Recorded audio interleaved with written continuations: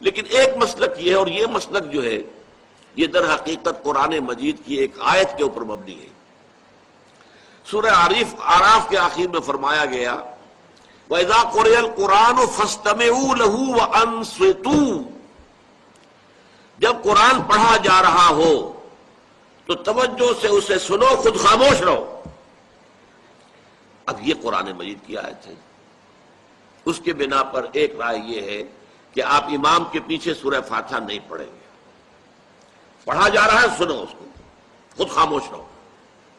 اور اس کے لیے وہ دلیل دیتے ہیں کہ یہ شکل ایک وفد کی سی ہے، جیسے کسی بڑی شخصیت کے پاس اگر آپ کا کوئی وفد جاتا ہے، 8-10 افراد ہیں، ان میں سپوکس مین ایک ہوتا ہے، وہ بات کرتا ہے، باقی سب لوگ موجود رہتے ہیں، سنتے ہیں۔